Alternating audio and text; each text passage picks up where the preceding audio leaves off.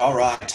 Well, thank you everybody for joining us for the second of our restaurant recovery webinar series. My name is Geoff Chaney. I'm with Relentless Management Group. I'm one of the partners at CheddrSuite.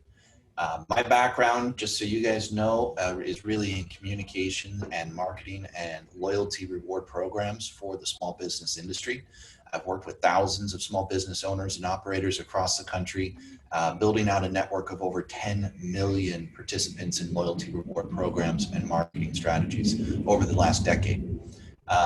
With me today are two guys who have really specialized in nothing but the restaurant industry. And that is Javier, Cadena, and Jaime. And I just want to make sure I pronounce it right. Oikle? Is that right? Oikle. Yep, you got it. Oikle. Okay. So Jaime Oikle with Running Restaurants. Jaime, let's start with you. Why don't you give us a little bit of context and tell us about Running Restaurants? You're sure, Geoff. Yeah, appreciate it, man. Yeah, thanks for you guys for having me on, and thanks to all the folks for jumping on. So Running Restaurants, if you haven't been there, .com we've been online for so many years now. So we go back to 1997 with our sister site, Restaurant Report. So a long time online, and all that has been about delivering content for independent restaurants to help them succeed, right? And so that covers the bevy of stuff you would imagine: marketing, service, operations, people, menu stuff, finance stuff, tech. So there's over 1,200 articles on the site, which is a lot of content.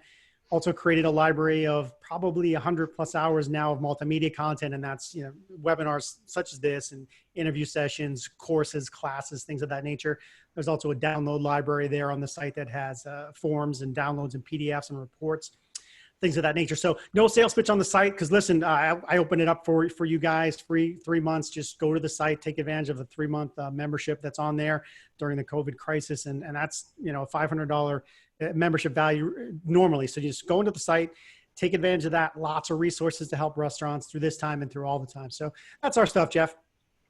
Thank you so much, and thank you for making it available to everybody. I was actually going to plug that right after you said it. I was going to tell everybody, go check it out. There's tons of resources and a lot of things in addition to what you're going to learn here. So do check out runningrestaurants.com.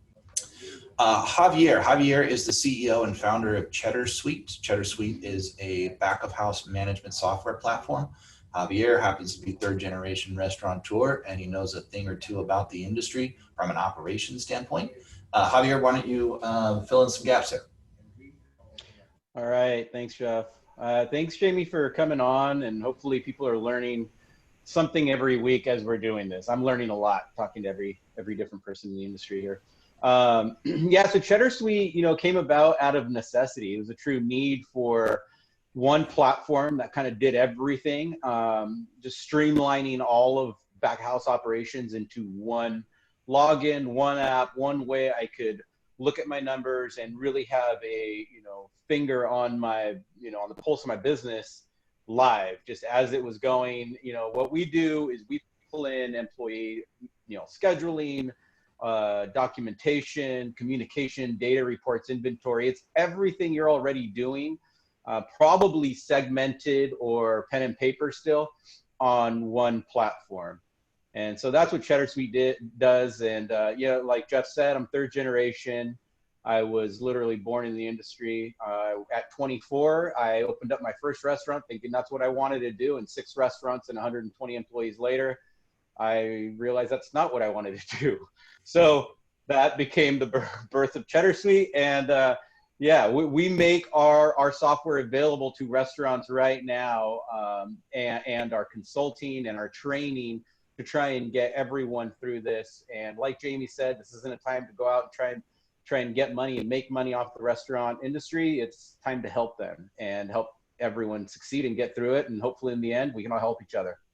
Exactly right. That's why we're here. And I just want to your point and your credibility there with in the software industry, guys, some of the best software in the world was started by somebody who understood the industry from the inside out, who were part of it. And they came to realize as part of their daily operations that there has to be a better way. And they turned to software to try to solve a fundamental problem that existed in the industry. And that is at its core what CheddrSuite is. So I encourage you to check out CheddrSuite.com as well. Okay, here's what we're going to talk about today. The agenda. what we're seeing in the industry, and I'm telling you, this is about what we're seeing up to date. We want to bring you some of the most current things and feedback that we're getting. We want to talk about prime cost and menu, multiple revenue streams, opening up multiple revenue streams, list building and communication, and managing people and staff. So those are our main topics there. I'm going to start with handing it over to Jaime. And Jaime, why don't you just tell us? I mean, I know you're interviewing with dozens of industry professionals every week and every month. What are they saying? What's happening out there? What is the most recent? Yeah, man, it's been a journey since. So yeah, I think we're just about the 1 month mark, I think, to what I call the kickoff, right before St. Patrick's Day, where the nation just hit the panic button and said, don't let people go out drinking crazy on St. Patrick. So we're a month away. We've been in this for a month now, like for sure. And states have reacted quicker than others. But yeah, but since that time, I've been trying to keep up like crazy with industry folks and interviewing my contributors and whatnot. So I have talked to a lot of folks, and obviously been a little bit impossible to keep up with everything. So, but what I've obviously seen is everybody's blindsided, right? No doubt there. No one is sitting pretty in this situation. Everybody has been exposed. The fragile nature of the restaurant business has been exposed, that it's a, week to week, month to month enterprise. We had overnight firings, furloughs, layoffs, like no chain or nobody has been walked away from this. So first thing I did, I talked to insurance folks, leasing experts, and then I got to the legal folks and marketing operations. What can we do in these situations?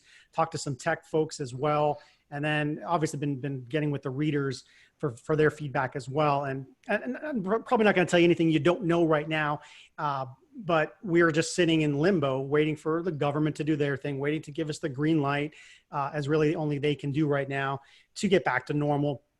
And not that we know what that's going to look like. I don't think it's going to be the same. But the most common response is we're doing whatever we can to scrap some money to make some sales, do whatever we can.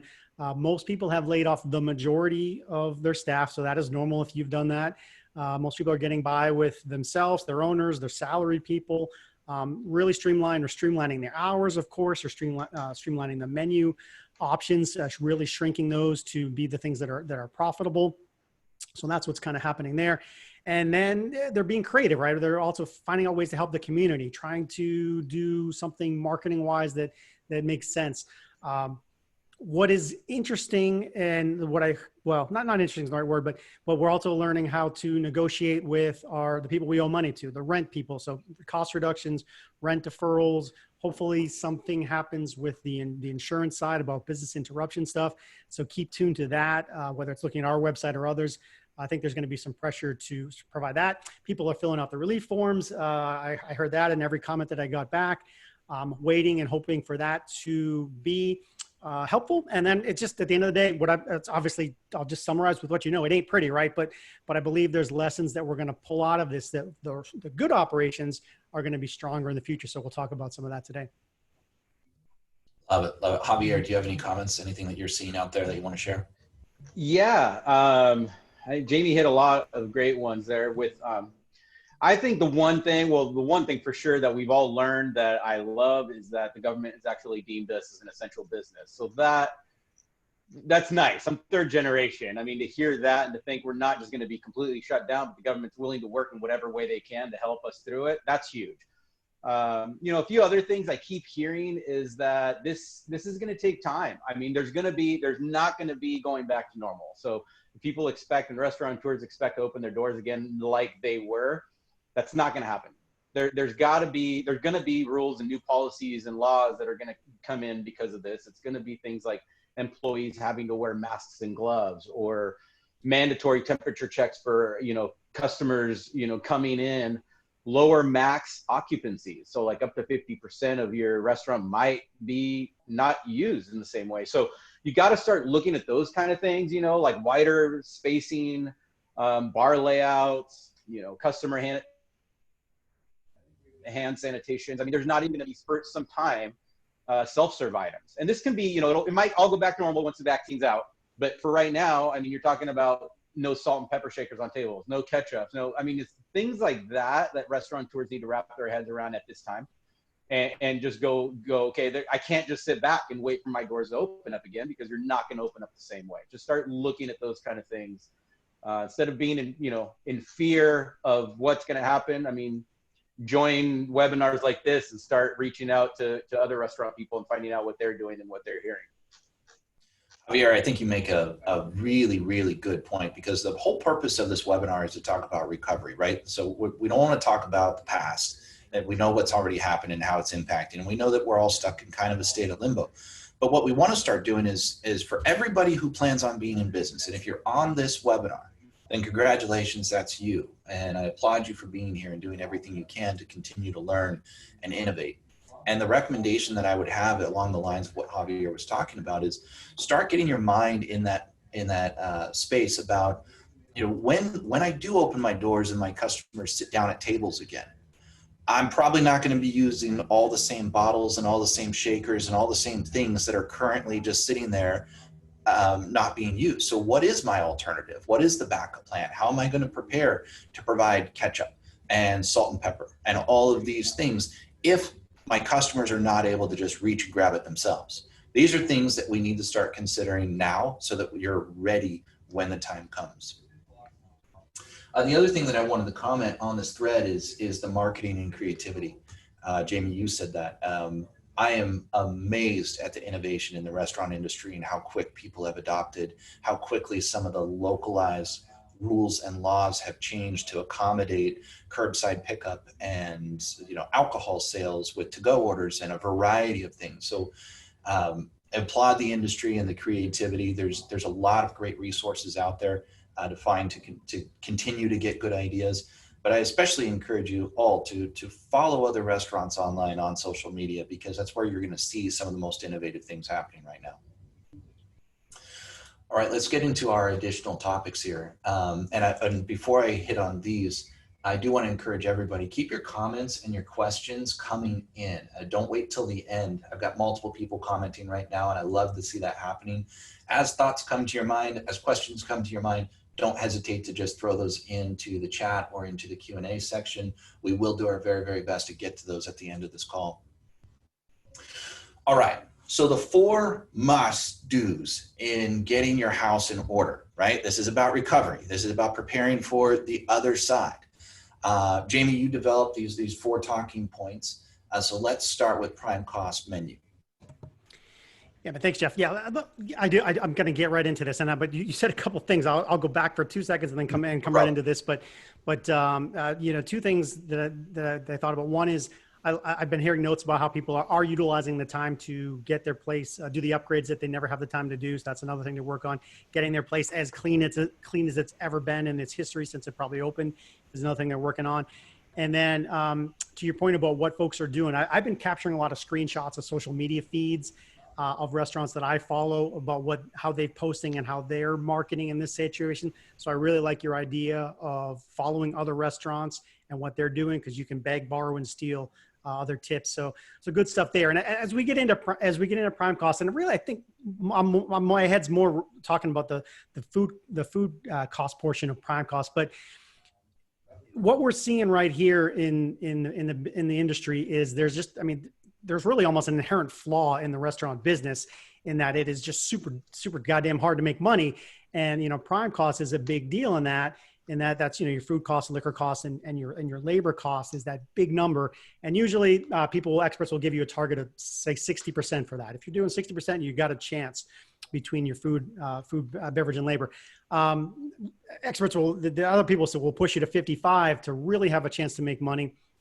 And that's a dramatic piece of your revenue. So prime cost in and of itself, huge piece. And then you layer on all the other stuff, rent and insurance and miscellaneous, et cetera, marketing, equipment. And it's no surprise that restaurants are scratching, for 10% profit margins when they're happy. And a lot of folks would love to be sitting at 10%.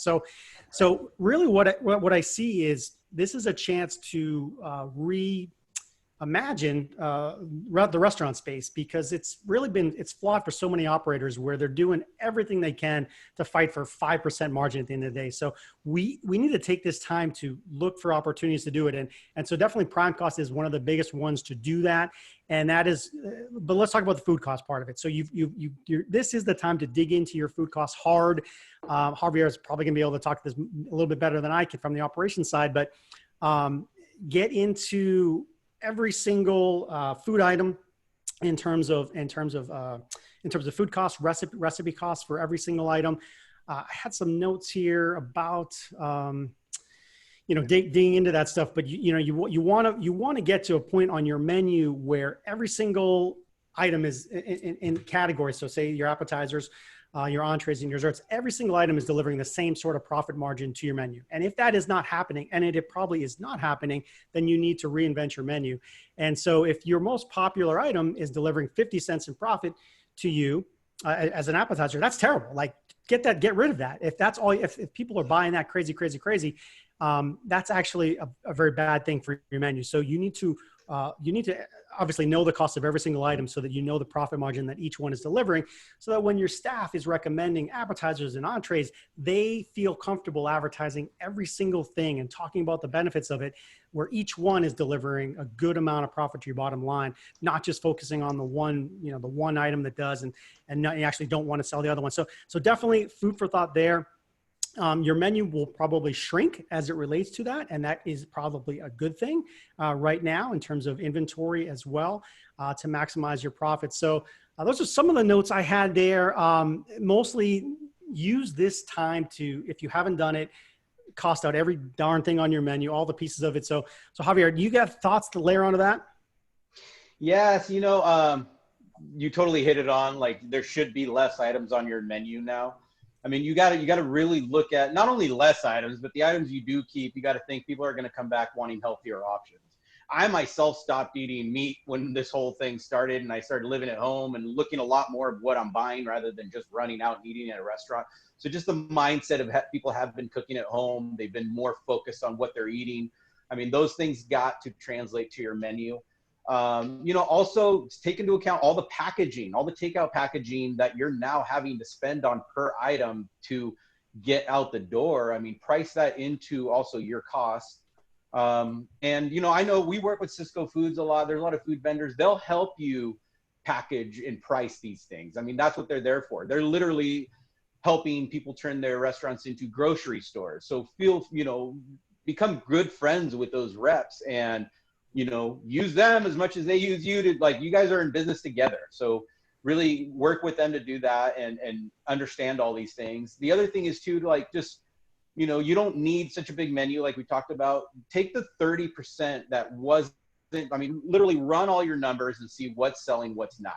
The bottom third of your menu that isn't selling, well, consider removing it. Just also don't have any items on your menu that you're not going to use the same ingredients for on at least 2-3 other items. You're going to waste a lot of food, money, time trying to purchase this stuff. I mean, you want larger purchasing power.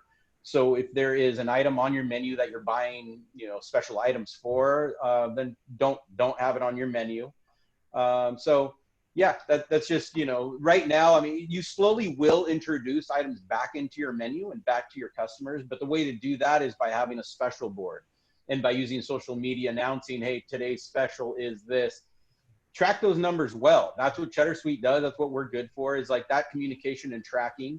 Track those numbers so that if you see, whoa, every time I put this on the special board, it sells great. That's the way you introduce it to your full-time menu, and keeping track of those things there. But yeah, there's a lot of things that restaurateurs can be doing just on their menu alone. Those great points. Let's go ahead and keep moving forward on the next bullet point here, the multiple revenue streams. Jamie? Yeah, man. So I imagine this conversation happened to a lot of people. Again, let's go back to that March 17th date. And they said, God damn it, I wish we had got delivery ready. I wish we had set up with accounts with this person and that person. I wish we knew how to take orders, right? So those conversations happened. And folks have learned a lot since then in terms of how to do takeout, delivery, and to some extent, catering, right? Big bulk orders. So if you were caught with no infrastructure a month ago, you've probably put some in place. That's great. Now we know a lot more about it. The good news is that you won't get caught off guard there. And now what's happening is no takeout is not delivering, and we already hit some of the numbers. It's not going to replace 100% of your dine-in traffic for most folks. I've seen emails from folks. I'm hearing 15% of business, 30%. One guy was up to 60% of his business. I had another quick service guy who said he was doing almost 100% in his takeout where he was replacing his dine-in. So that was pretty awesome to hear. But I know for most folks, it is just a portion, and that's why they've had to let folks go. So the takeaway here is you have figured this out now much better than you ever have before, how to do takeout, curbside delivery, and all that. You figured it out. Do not think that you can let it go when we go back to normal. Like, this is incremental revenue that now you know how to build this into your business. Don't let go of takeout, delivery, and catering. Especially catering can be a big profit saver. It uses your kitchen, uses your resources. People are already there. They're cooking stuff. You can deliver these big items in bulk and make a lot of money from it. So I'm hearing these kind of success stories in terms of, like I said, 20%, 30%, 40%, where it may have been 5% of their business before. So have these things in place, because you don't want to be, well, here's what we learned, right? You don't want to have the one-legged stool, right? You would rather be in the situation that has dine-in going strong, delivery going strong, catering going strong. So if one of those gets knocked out, you still got a chance. And obviously in this situation, people were knocked down hard. But so that's my thought there. Get it going, learn from it. Do not let it go. What do you think? You make a great point. And on that, I just want to add a couple of things. The multiple revenue streams, you're absolutely right that, if you weren't doing it before, you now see the need. The important thing to note here is that this is likely to become the new standard. We're not going to see the restaurants who have adopted Grubhub and Uber Eats and any of the other platforms retreat from those after this is done. And we're also not going to see customers retreat from those. New habits are being formed and they're going to stick around. So if you haven't adapted, start now, get the process in place. And that directly relates to the way that people are finding you now. So if you relied on a lot of foot traffic before, and that's not an option now, give strong consideration to your online presence and what consumers are seeing when they look you up. Keep in mind that most consumers they're not Googling for you by name most of the time. Think of it in this setting. I mean, if I'm at a hotel, or if I'm traveling, or if I'm driving through, how do I search for restaurants? Well, if I don't know the name of your business, I'm not doing it by name. I'm going to Google and saying, hey, Google, look for restaurants near me. And it's going to, within a geofence, bring up a variety of restaurants. And I'm going to make a decision on where I buy based on that information that I see. So make sure that you're really well optimized online right now to generate that revenue from anybody who is searching and trying to find you in these alternative resources or these alternative venues, because this is the new normal. This is going to be a source of new customers and revenue streams for years to come, and now's the time to adapt. So you're absolutely right. Let me think. Well, before I go any further, Javier, do you have any comments on the multiple revenue streams? Yeah, no, I think you guys totally hit it dead on. The only thing I was going to say is, like, not only is this not going away, but this was here before. All this has happened during this whole COVID thing, was made people realize, like, wait a minute, our Uber Eats has been around, and those guys are the only ones still doing it. The Grubhub's been around. All this did, and I'm seeing it because of CheddrSuite, it's forced people to think that tech is going to be the solution to a lot of things. And the restaurant industry was so slow to adopt to this. I mean, there's still old school registers out there, and they're not using POS systems, and they're realizing this just forced everyone into tech, which I love. It's making people kind of realize the new norm. And, I'm sure a lot of the restaurants out there that aren't succeeding, I want everyone to do well, but it's the ones that hadn't adopted to a lot of these things, and now they're being forced to. The curbside pickup, the catering, the takeouts, those were all there before, and next week, I hope, anyone listening now can jump on next week, because we're going to talk about more multiple revenue streams. So I don't want to get too much into it now, but we're going to have an events wedding coordinator and a lot of other avenues that you can get into that you probably haven't thought of as a restaurateur. I'm so glad you mentioned that, because that was the last point that I was going to make, is that, if you're listening and wanting to increase revenue in creative ways, make sure you check out next week's webinar, Jamie, and I'll make sure and send you the information on that as well, so you can share it with everyone, because it is really focused on some creative alternatives to developing relationships now while the opportunity exists to increase revenue through a variety of different channels. So definitely check us out next week. The other thing is, I'm just going to plug this real quick, is gift cards. You probably already thought of it, but you may not have a good online gift card solution. Gift cards are something that you can sell now and have redeemed later. And so it's a way of, if anybody's reaching out to you in your business and saying, what can I do for you? I know you're closed, but you're going to make it through. You plan on reopening. How can I support you in the meantime? Leverage an online gift card platform. You can register with one like giftbar.com. It's a platform that will allow you to basically register for free right now. All the monthly fees and sign-up fees are waived. You register with them, get your profile on there, and then you can literally take the link that they provide you and just share that on social media, share it on your website. If you're closed now and you have no other source of income, you can tell people, if you want to support us, buy a gift card. That's something you can do right now that'll put cash in our pocket and it'll help us weather the storm. So just a little plug there for Gift Bar. And I'll make sure that those resources are on our CheddrSuite.com/Thrive webpage.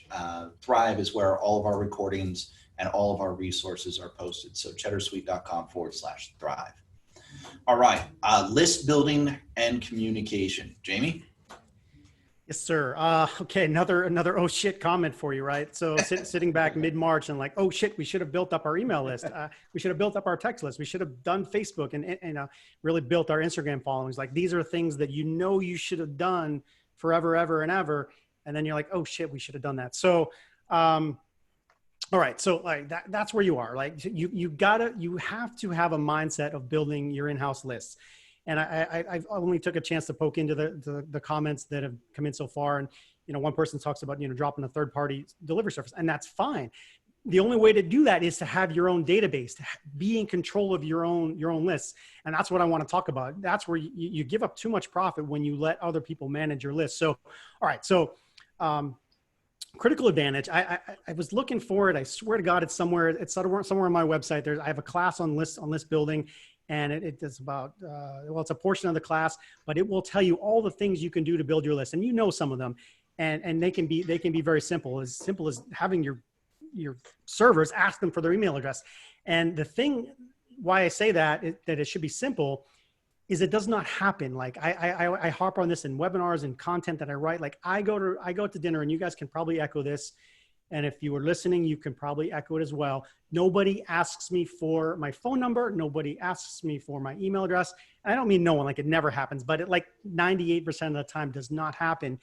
And it's such a big oversight. Like, so you have customers that want to hear from you, and you are dropping the ball. You have a four-top. You have 200 people in for a night. How many emails did you capture that night? How many texts did you capture that day? If it's like 0 or 1, you've missed so many opportunities.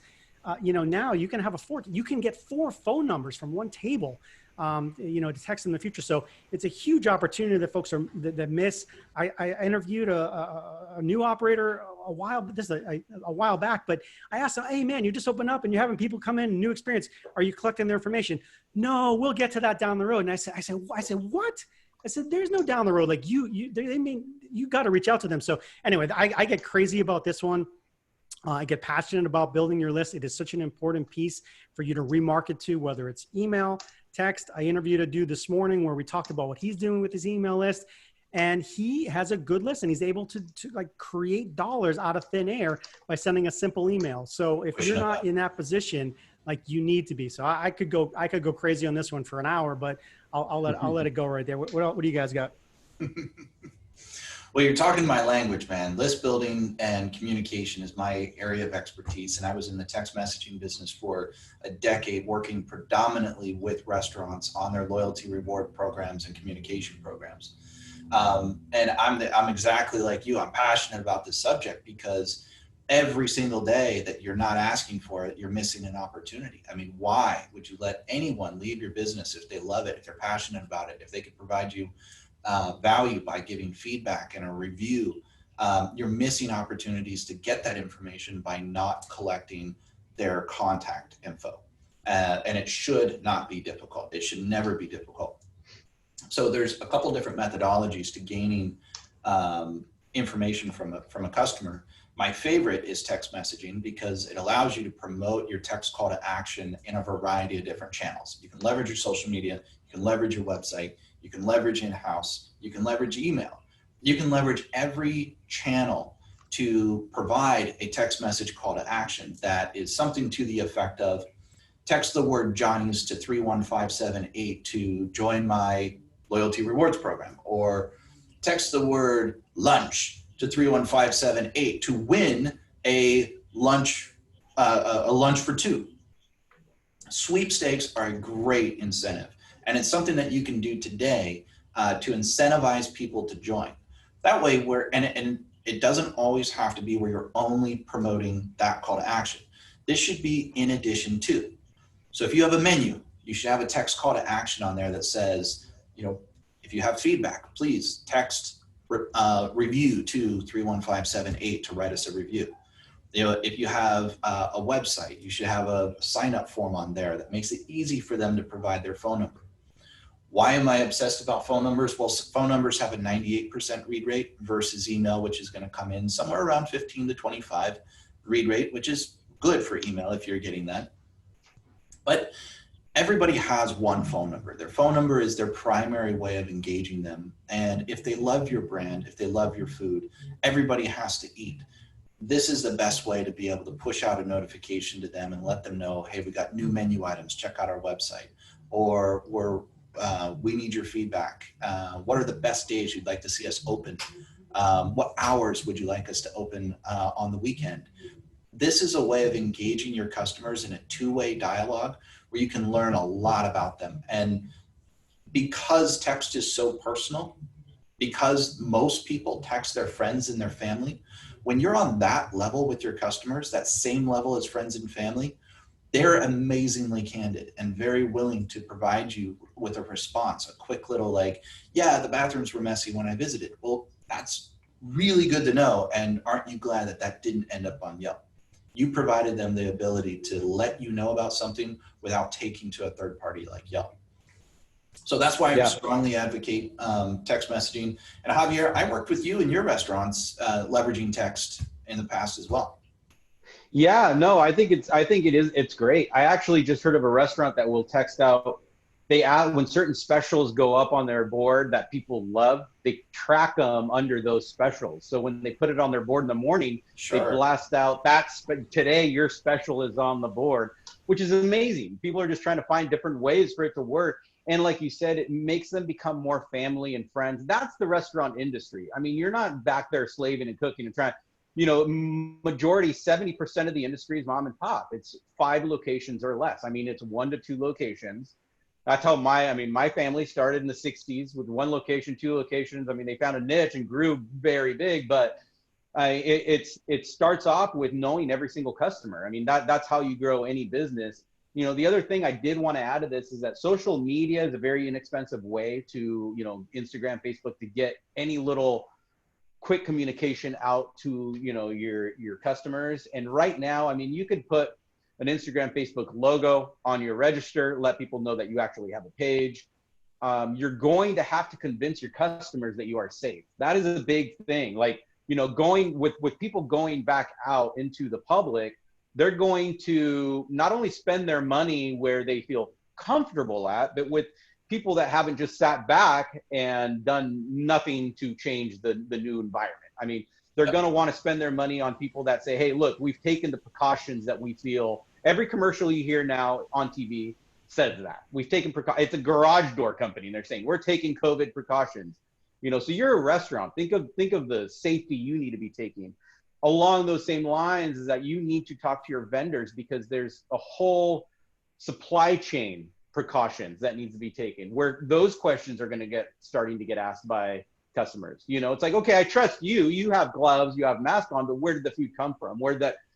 So you trust Vons, you trust Ralph's, and big grocery store, that they're doing things right. But when you're a mom and pop and you're cooking for these people, you need to go above and beyond to show that you've actually taken these precautions.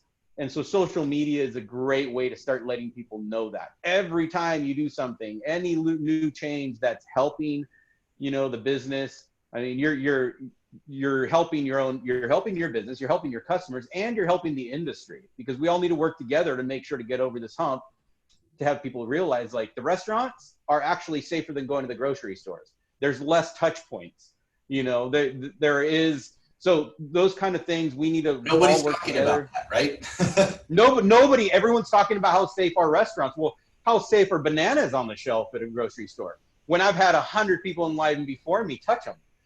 So no one's talking about that stuff. And so I know that's why we're doing these weekly, and we're meeting just amazing people that are like cheerleaders for the restaurant industry. So yeah, those are the kind of things that I think, we need to, communication wise, get out there to the public. Yep. That we are doing what we can. Glad you mentioned that about social media, because guys, here's the reality is that people are watching social media. They have more time at home, more screen time than ever before.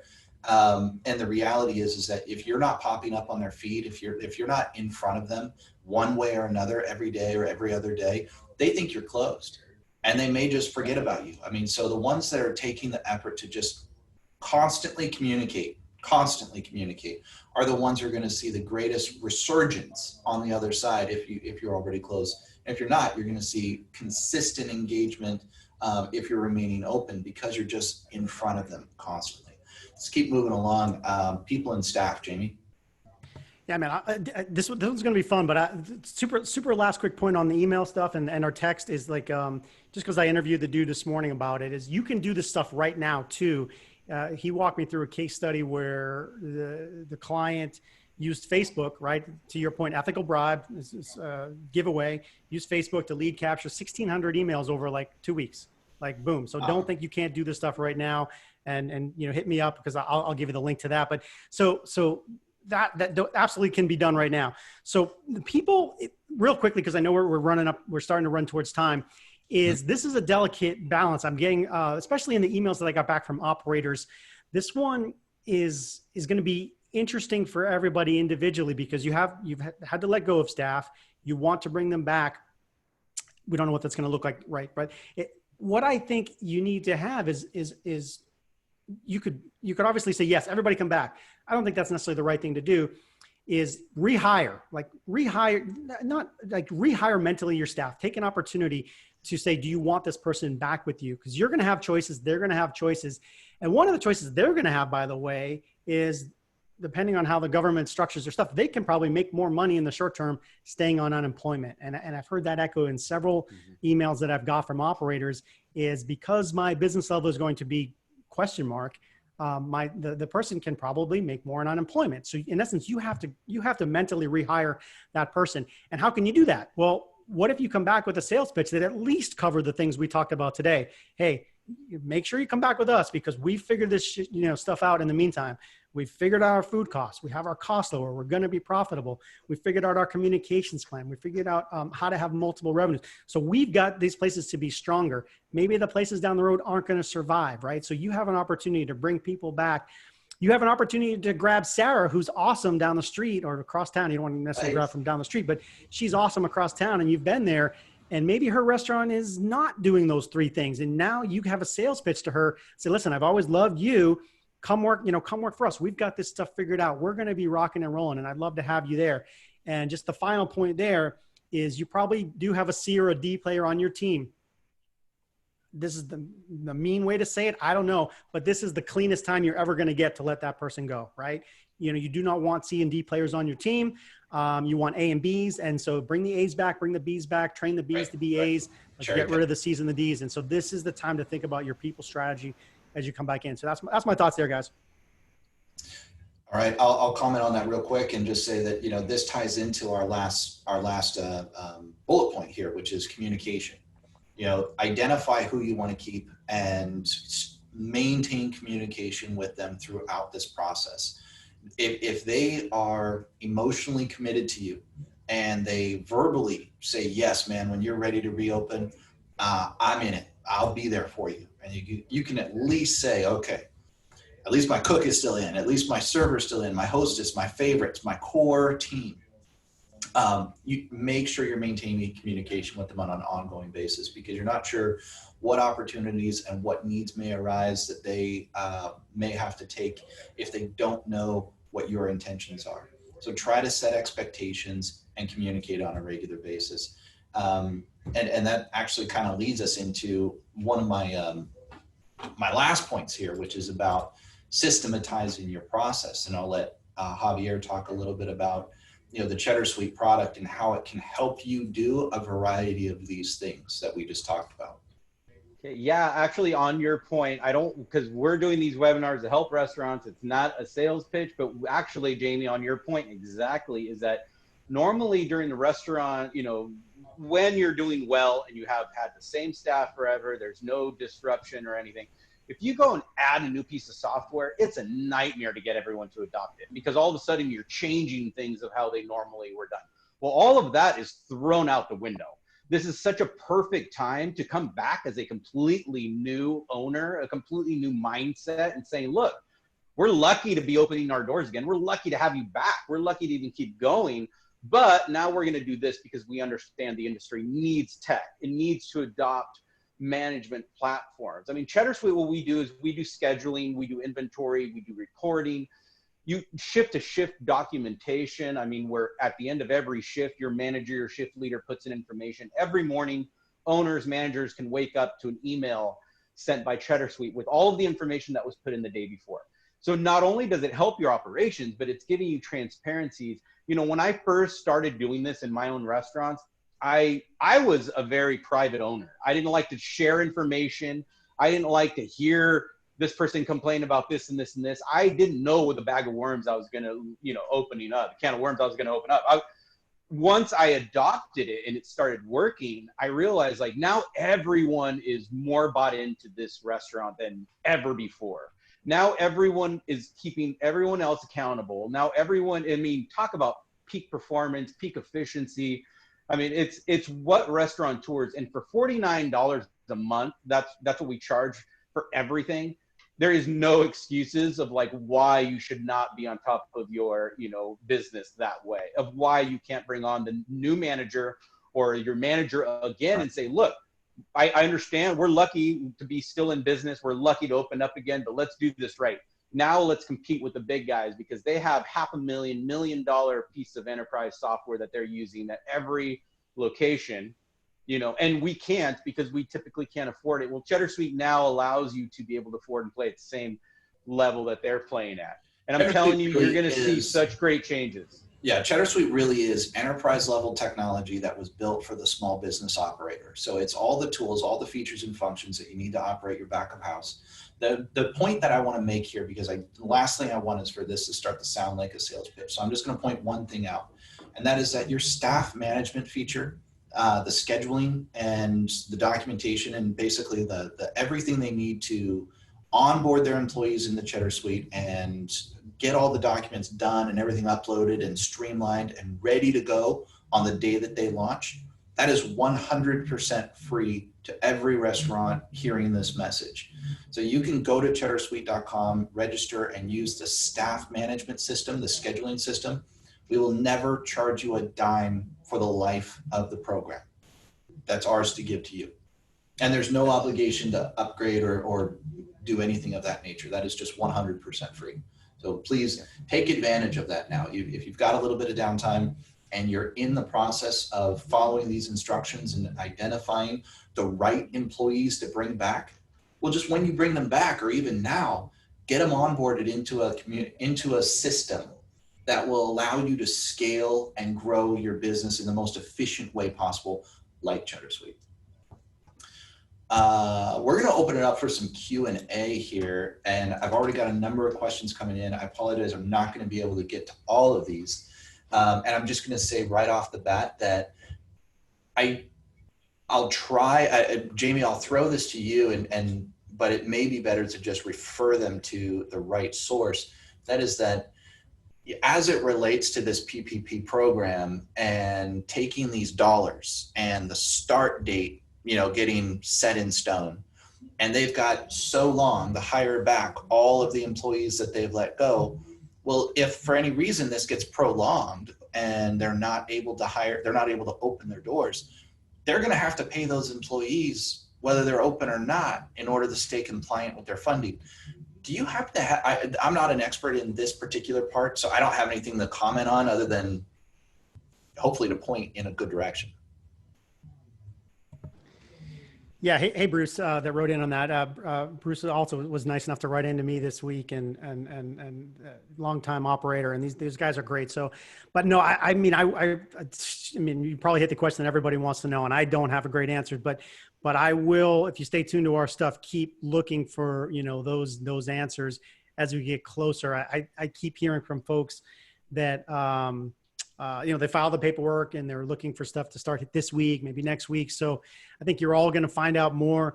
NRA is doing a really good job with the daily updates. I get their email every day that says, hey, this is what we found out today. So I would stay tuned there. Obviously, I'm going to look to get some accountant type people on the line to interview here in the very near term, and they're going to have better answers than I could ever help to provide you. So that's a very, very detailed question that just keep dialed in. I know we'll look to give you more, but if you guys have seen anything more, please share links or tips. Yeah, absolutely. I just want to read off a few comments from Robert. He says sales will take 6 months to return. Third-party delivery should be dropped like a bad habit. Tech is the solution. Training will take first directive, and loyalty membership programs are the future. I mean, it's yeah, man, you said it. That's great, Robert. And the one thing I wanted to plug there is, if you guys are interested in a loyalty management system, I've got a link on CheddrSuite.com/thrive. It is 100% free to you throughout this crisis. So if you go there and just click on, I think there's under the resource tab, there's a link for text messaging. That platform is 100% free to all restaurants throughout this crisis. So if you wanted to start now with building a list, you can start there, and I'll be able to help you with all of that. And Robert, one of the things I did want to bring up, just because I saw one of the comments you made was asking customers, before for menu development. I tried that, and it was the worst thing I did. I actually probably pissed off more customers than I made them happy. I realized people are creatures of habit. I would ask one person, this salsa is too hot, this salsa is too mild, this salsa is too this. And I realized we just need to do what we're good at. So to develop a menu around your customers is going to be really hard. I mean, we're creatures of habit. You need to create your menu, stick to it. More than anything, stick to exactly when you bite into a McDonald's hamburger, what that taste is going to be like wherever you're at in the world. They put 3 pickles, they put 1 squirt of this. I mean, it's becoming, you need to get to that point more so than what they want. It's create what you can do. And you will develop and you will bring in those customers that enjoy that. A ton of people hate McDonald's hamburgers. A ton of people love them. They don't care. They just know that they're going to make it duplicated every single time, the exact same way at every store. So I just wanted to give my kind of comments on that. Great point. Couple of notes from I'm looking at some of Robert's comments in there and just stuff that I'm hearing. So when you talk about third-party delivery platforms, we've been negative for years, kind of, on some of that stuff because of the high fees involved. So yeah, it's not sustainable to give 30% to a delivery partner because you're making 10%. It's okay. Every delivery you make, you lose money. Great. Sign me up. So no. So the question will be, 2 things. One, a lot of the platforms have done the right thing and made fees like 0 or very low. So where do they revert back to after this to support the industry? And if it's back to 30%, I agree, drop them. If it's to a percentage that is equitable, then I think it makes sense. So keep an eye on that. I wouldn't say drop everybody for sure, because I think it's going to play out a little differently. And this may be the shock that we needed to do that. The other thing is, if you control your own data, you can easily make your own platform. And then that is the much better way to control the profits. Not that you're going to necessarily have delivery drivers. And that's the one piece that's the hardest to implement. Also, Rob uses the term, loyalty versus membership. And, it's a very good mindset to what if your loyal patrons are considered members, right? It's a completely different shift. Like, you may belong to a bunch of loyalty clubs, but how many places are you a member at? So you can spin this in a few different ways. That's fun. Like my buddy Roger, who I do a lot of interviews with, when he had his place up in Maine, had a mug club, right? And that's like a membership. So every year before they start, for like, I'll botch the numbers, but let's just say for $49, you become a member of the mug club, and he would collect, I'm going to say 800 of those memberships every year. So boom, 50K hits the bank account before you even have to open the doors. Beautiful, right? So it's cash flow. And what are the benefits they get for being in the club or being a member? You're getting a mug, you're getting a place to put it, you're getting discounts that you can't normally get, you're getting other incentives, you're getting he had bands and stuff like that, no cover charge to come in. So more than pays for itself. Meanwhile, the restaurant just collects cash, which we can't see everybody's hands, but who doesn't like to collect cash in advance? So it is, I think it's an important mindset distinction between, loyalty and membership. So if you can develop a membership program, I really strongly believe in that. And that mindset is so important, is that, developing programs and leveraging technology to be able to systematize a process and make sure that it's getting managed properly on an ongoing basis is probably one of the most critical things you can do for your business moving forward. If you haven't developed programs and systems and processes for all aspects of your business, now is the time. Take advantage of technology, take advantage of the time that you have available, and put those systems in place, and reach out to us. We will absolutely provide you the best resources that we can, even though it may not be something that we sell or promote or benefit from. We're hearing from a lot of people around the industry. One that I was going to plug is actually Slice. Slice is a platform that I have a lot of clients that use regularly for pizza specific online ordering. And I've only ever heard good things about them. So I don't have firsthand knowledge of them, but that's one of those platforms that for the pizza industry, I've heard their fees are a whole lot lower than a lot of the others. So maybe worth looking into. All right, guys. Well, we're past our time allotment, so we're going to go ahead and cut it off right there. But I want to say thank you, Jamie and runningrestaurants.com, for participating. Thank you, Javier from CheddrSuite, joining us. Please check out cheddarsuite.com/thrive to get access to the recording both today, last week, and also in all of our recordings moving forward. And look forward to next week. I just want to reiterate that next week we're going to have some kind of creative ideas on how to develop some alternate revenue streams and how you can start today on putting those systems in place. Thank you, everyone. Yeah, thanks, Jamie, for joining. Thank you guys for listening. Be safe. Come on mute. Thanks, guys. Appreciate it. Be safe.